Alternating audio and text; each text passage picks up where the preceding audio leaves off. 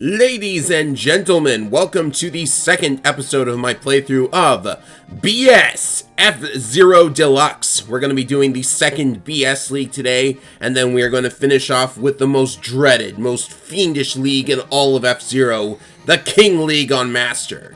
First of all, let's get to the BS-2 League. This is going to cover the rest of the courses from BS F-Zero, starting with Round 1, Mute City 4. I'm sure it must be awkward to be doing Mute City 4 before Mute City 3, but trust me, you have to leave the King League for last, because out of every SNES F-Zero League, the King League is the most monstrous, so it's better to finish off with that. So, Mute City 4's claim to fame is this long stretch of dash plates and then a huge jump across a pit with more jumps in the middle of nowhere. You can bounce across those to take a bit of a shortcut, and then land back on the main course in order to hit those dash plates and speed yourself up again. And as you can see here, as I mentioned in the previous video, I got hit from behind by the green Amazon, but it didn't really propel me forward. It actually caused me to lose some speed, so that's really weird. So the physics are probably not perfect in this ROM hack, but that's okay. Probably makes up for the fact that I'm playing the Blue Thunder, which is a pretty overpowered vehicle, if you ask me. As mentioned, the BS F-Zero vehicles are much more powerful in general than their vanilla counterparts, which is why I keep using them. I just cannot play any of the vanilla machines anymore after experiencing BS F-Zero. I'm sorry. I'm sure you would have loved to see a repeat of my original playthrough of SNES F-Zero, where I used the Wild Goose in the King League. Not gonna happen. This is Master difficulty. I really need all the help I can get. And trust me, an optimal playthrough does not really show you just how bonkers some of the later tracks are, but we'll get to that. So, Mute City 4 really made me fall in love with BS F-Zero 2. It was the first course on that practice ROM that they had on the net for a while. By the way, I just want to mention, it might look like there's a gap between those two jump plates that look like arrows. There's definitely a gap there. Try not to land between them and crash out, because that has happened to me before. It was seriously embarrassing. So as we get into the final lap here, if you are playing the Luna Bomber, which is the fastest machine in the whole game, no doubt, you're probably going to want to intentionally run into the dirt here because the dash plates make you go really, really fast. You've probably seen that I lost control on the previous lap. But no matter, Mute City 4 is a fairly simple first place to get. It's a pretty fast course. I like it a whole lot. Next up is Round 2, Forest 3. Very much different from the previous Forest tracks. You can see that some of the track from the original Forest courses are still there, but the big difference here is that this one actually has a pit zone, so you can recover your health if you're hurting a little bit. And the track is longer. It's got this nice little jump here. I'm not sure if that's the same distance of a gap as the Whiteland 2 gap. Might be. Either way, hold the down button so you guarantee that you get across, and watch out for those mines. They're right in the middle of the ice zone. That's kind of annoying. So we have some ice that we saw in Forest 2. And coming up is the damage zone that you can speed through. That damage zone is really interesting. They were actually using the kind of terrain that pulls you down if you are in the air. There's a kind of terrain that pulls you down if you are jumping over it. And if you touch it, then you take damage. So it's kind of interesting that they would use that specifically. They use another kind of damage zone in this very course. There it is right now, as a matter of fact. No real reason to pass through that. It's in the center of the course. You probably just want to take the inside of the curve anyways. And again, there's sort of a little bit of a minefield in the ice area. I have no idea how anyone is supposed to hit that. They're going to be driving on the inside of the curve. Or just going straight through the ice zone, which is what you also want to think about doing. As I said in the previous video, the key to victory in F-Zero is efficient driving. In this version of F-Zero anyways. There's a bit more to it in the other games. So nice, decently sized forest course to cap off the 3 forest stages. I can't believe they made 3 of them. But it is pretty cool to have an entirely new setting for F-Zero races in BS F-Zero.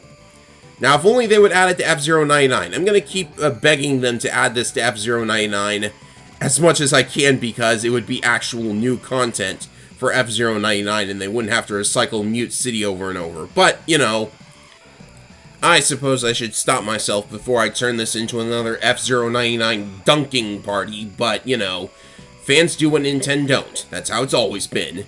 I mean, have you seen what they've been working on for the other F-Zero games? I'll let you know at the end of this video.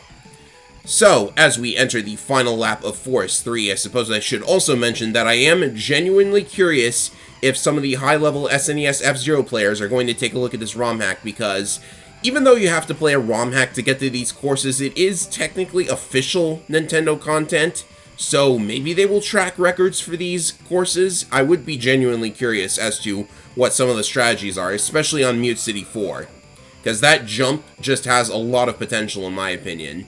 And I have no idea what kind of route that they would take through Forest 3, for example.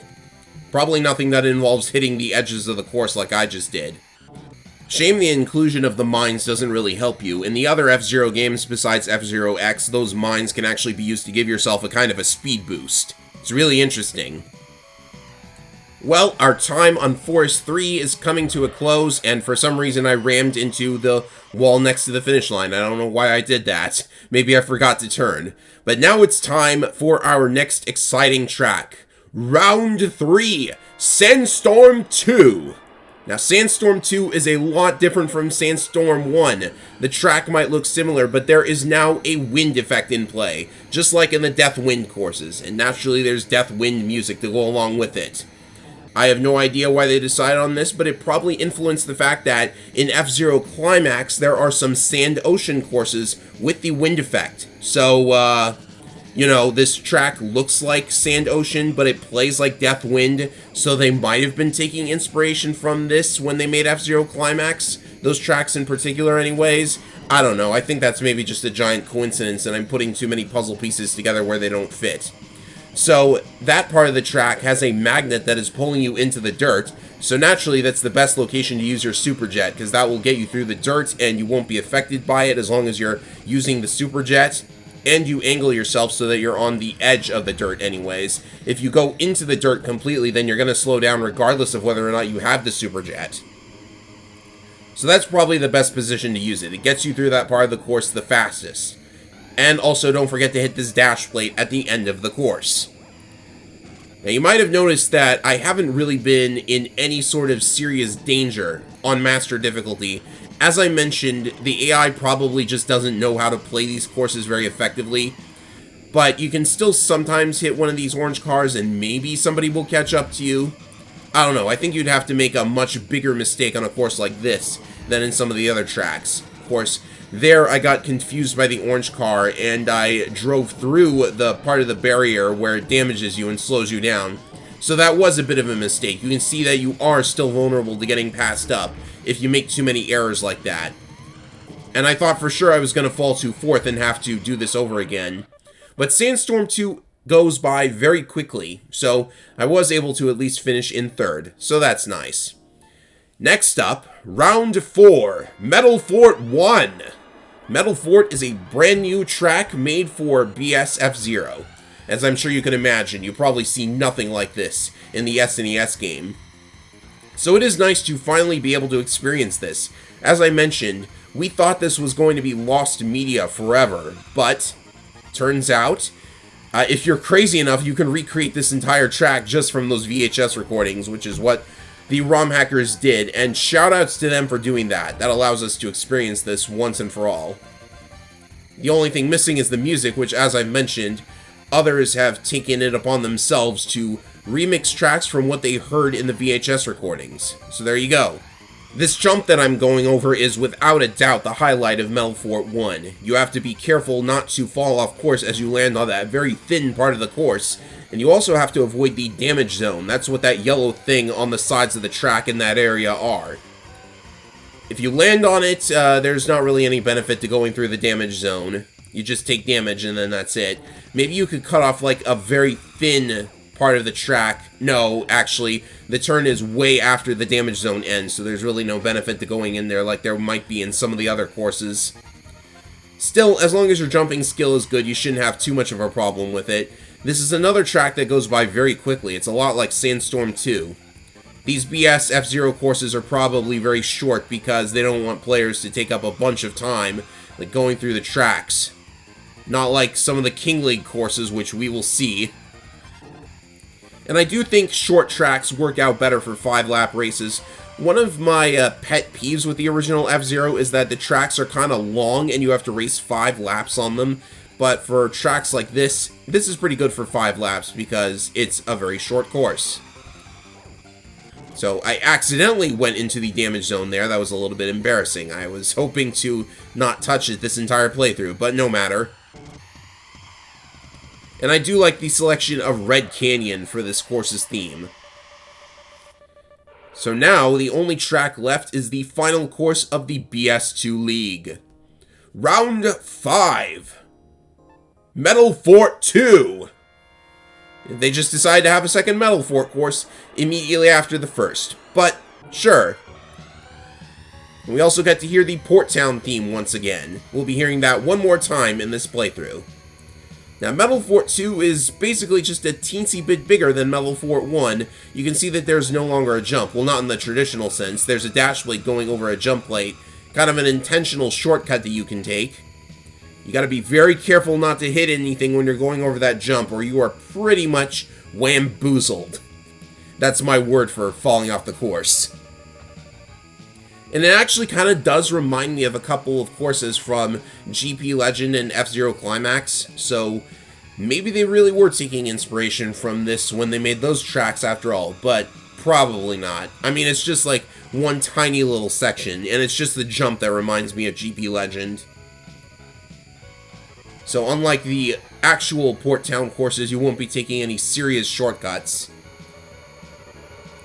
But the Green Amazon seems to want to challenge me, so let's see if we can take another first place, shall we? It's hanging around behind me. Oh, but I've made a mistake, and well, it doesn't really affect me too much. It just means I can't take the jump plate. The jump plate is, of course, the preferred move to make here, because the computers will probably be going around it instead of through it. Or maybe they will go through it. I don't watch them race. They're usually behind me in this track. But the Green Amazon is trying to catch up. Oh, and the Fire Scorpion has managed to catch up as well. That's surprising. They're really fighting for their first place position. Even though it doesn't matter in the end because you just need 3rd or higher to pass this. Oh, wow. It actually caught up. That's surprising.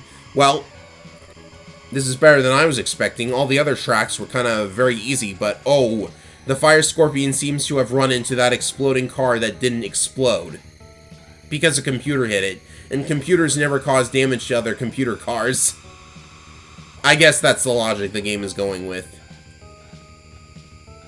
So we should be finishing up the BS-2 League very shortly here. I speed towards the finish line. I didn't even use any of my super jets. That's actually very surprising. I didn't have any reason to. I suppose I was saving them for when I fell behind, but I never did fall behind. So I think the AI could definitely be improved in the BS leagues. But then they would probably be much more BS than they were before. Never mind. That's such an overused joke. I apologize for that. Well, with the BS-2 League out of the way, it's time for the final vanilla F-Zero course series, the King League.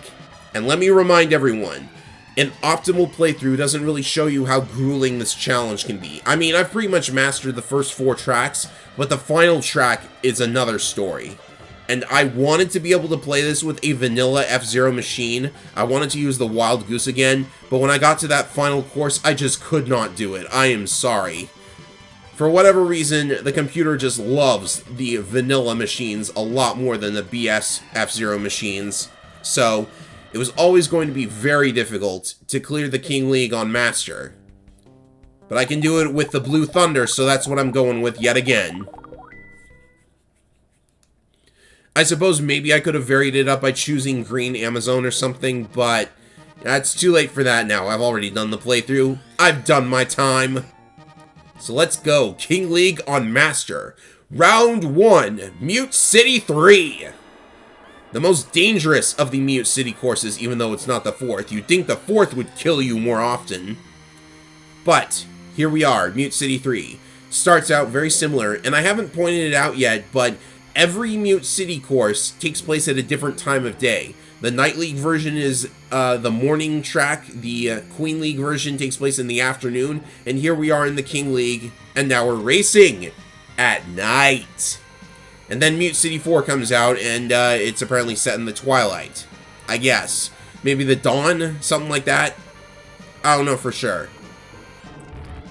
So the differences between Mute City 3 and the others is that where there would normally be a jump plate, there are now like spikes in the course that are jutting out, maybe to catch somebody who's racing on the sides. I don't know, these don't seem like much of a threat. You just race down the center and you're good. And the area where you would usually use your superjet now has a bunch of mines, which might be difficult to avoid if it's the first lap, but after the second and third laps, usually the computer cars, the orange ones especially, have tripped a couple of mines, and you don't really have to worry about running over a tripped mine. In all of the other F-Zero games, if you run over a mine that's already exploded, that counts as lava and you take a little bit of damage, but not in this game. It just ignores exploded mines completely. So you should be able to pass through safely. Oh wow, the Luna Bomber just stopped going forward for some reason. Did it hit the orange car? I bet it hit the orange car. It seems that the computer cars do collide with one another. It's very strange. You just kind of have to observe it happening a couple of times in order to understand how it works. And I almost tripped a mine. That would have been disastrous. If you hit one, you take a huge chunk of damage and you just get sent flying in the other direction. And as I mentioned, there's no benefit to hitting them in this game because they don't really give you a speed boost. In the other games, except for F-Zero X, you can hit a mine, and if you control it properly, you can actually benefit by getting a speed boost and maintaining your direction. But that's not happening here. Oh, so I did hit a mine after all, and now I'm very embarrassed. But it doesn't seem like I lost too much time over it. And that'll do it for the final Mute City course of the original SNES F-Zero. Mute City, we salute thee. Now onto Course 2. Round 2, Deathwind 2. If you thought the original Deathwind was easy, Deathwind 2 is going to come out and just make you miserable, because this is a track that stops a lot of starting players. I'm kind of used to how it works myself, but for new players, I can understand this is very difficult if you're not playing a durable machine like the Wild Goose. So the idea here is that there are now a lot more twists and turns, which is really going to hurt because the wind pushing you is still in effect. But if you hit those dash plates at the precise direction that you're quote-unquote supposed to, then they won't hurt you as much. Obviously, hitting a dash plate can cause you to experience pain by slamming into the walls over and over, and the Blue Thunder is not a durable machine at all. So I've got to play this very precisely in order to make it work. What's interesting is, if you watch the world record runs of Deathwind 2, they actually have a strategy where they intentionally collide with a wall, and that sends the machine flying in the direction that it needs to go in. So that's actually really interesting, and you should check that out. You should totally check out the top-level strategies for these courses, because they can be interesting to look at, Port Town especially. But other than that, the strategy is very similar to the original Deathwind. I used my Superjet in the same location because using it in an area with all these twists and turns would be very painful. I mean, I've got the dash plates for that anyways, and as long as you keep hitting those dash plates, then the computer is not going to catch up to you. Unless you slam into a car or something. Only 2 more laps to go. And Superjet through the dirt again. Actually, the top-level runners actually superjet through the damage area on the side so that they avoid the dirt completely. That probably slows them down less than if they had gone through the dirt itself, which is interesting. And of course, this pit area is not nearly enough to recover the kind of damage that you're going to take if you are a first-timer. That was dangerous. There were 2 of those orange cars ready to stop me. And then an exploding car. They really just multiply all of these random enemy cars, don't they? So those 2 were kind enough to hide in the corner while I hit the dash plate, which is kind of lucky. I do actually get favorable RNG throughout this playthrough, so don't let this fool you. Again, I may be playing optimally. It's not a good representation of how difficult this normally is. Alright, we can say goodbye to Deathwind finally. It never shows up in any other F-Zero game, so good riddance. Even though Sandoshan in F-Zero Climax can push you around with its wind. Anyways, round 3, Port Town 2. Not much difference between the original Port Town and this. The biggest difference is that there are going to be a lot more twists and turns after the magnet traps, which are still present midway through the course. We can listen to this excellent music at least. The Port Town theme has become one of my favorites in all of F-Zero. I really like it, especially that remix they had in Smash Ultimate. Anyways, here's the new part of the course. Again, if you find the line where you can drive straight and not have to turn as much, that's going to benefit you the most. And you can still do the Port Town jump if you prefer doing that. I don't. On Grand Prix mode, it wastes too much time in my opinion, unless you are not in first place. It's worth a shot if you fall behind very far. But if you want to get an optimal time, then you're going to have to do the Port Town jump, which is fine because you can play Port Town 2 in practice mode, in the original F-Zero anyways. ROM hacks like this obviously just allow you to play on any course in practice mode. I don't know why practice mode in the original F-Zero was restricted to just 7 courses. Those 7 courses being everything in the Night League, and then Whiteland 1 and Port Town 2. Very odd selection. I don't know why they wouldn't just make all of them available if they were completed in a previous playthrough or something, but, you know, I don't know how their minds work. So what's the best location for a Superjet? Probably on the straightaway with the finish line on it, but this straightaway here, this is pretty much a straight. Well, there is this sharp angle here at the end, so I suppose waiting until you're past that angle is the best opportunity for a Superjet. 2 laps to go now. And so far, I haven't really run into any serious danger. Although the green Amazon might have something to say about that now that I had to slow down briefly in order to avoid the exploding car. Alright, this looks like it could be trouble. But as long as the other cars are struggling with the orange cars like I usually do, that's actually kind of cathartic. Oh, wow. Yeah, be very wary, however, when an enemy car is about to slam into an orange car, because they might just surprise you when you ram into them. That's not a nice feeling. Alright, just a couple more turns and we've got it. I'm in second place. I can settle for second if it means passing this amazing track. Oh, gotta watch that exploding car. It was just sitting there. I suppose they do just sit there waiting for you to ram into them. And I almost took enough damage to fall into, like, 4th place or something, but that's fine. When your power drops to very low levels, you actually do start losing top speed unless you are using a Superjet. So you gotta watch that. The semi-final track, Round 4, Red Canyon 2. Actually a bit of a breather course. This has something very fun in it, which we will see shortly. The first part of the course is very similar to its original incarnation. We have the jump plates coming up, but after the jump plates is where the changes start coming in. So bounce on that one. Do not hit a car just as you are about to hit a jump plate. That's very bad. So we have this long jump, and you can bounce on this arrow made of jump plates. This was actually the first track to do something like that.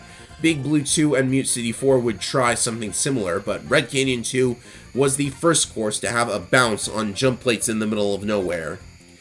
And taking that semi-shortcut is actually very good because the computer never goes on that shortcut, so there's no danger of slamming into them. And of course, I'm in first place, so there's basically no danger of slamming into anyone anyways. You can see there's exploding cars off to my right, but I bypassed them completely. Just gotta be careful not to make a silly mistake like that. And not much else to say. You've seen all there is to see after 2 laps.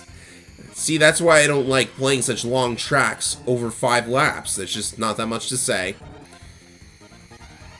I mean, you know, this really just makes me think, I don't want to turn this into another Cynic party, but I'm sure you guys already know that if I had to rank all of the F-Zero games in the series, then there would be like 4 games that are ranked higher than this. And yet, Nintendo always seems to reference back to SNES F-Zero. It's kind of frustrating. X and GX are really, really good. They should maybe think about trying to re-release those, although since GX was partially made by Sega, there's probably going to be a lot of licensing problems with that, which is rather unfortunate. I mean, they could solve this by making an entirely new F-Zero game that has its own identity instead of trying to be like the SNES game. But seriously, enough about that. Let's get back to the action. So, we're finishing up lap number 4, which means there's just one left, and then we will have the final track of the original SNES F-Zero. And oh boy, is it a mean one. Alright. Take the jumps, as always. The computer just cannot catch up to me, I think. And I'll take this jump one last time. Again, the cars that were supposed to stop me from advancing were on the right side of the course because they never take that jump. And even if they did take that jump, when you're in the air, you can't really collide with anything on the ground or even anything in the air along with you. So that was a very, very easy first place.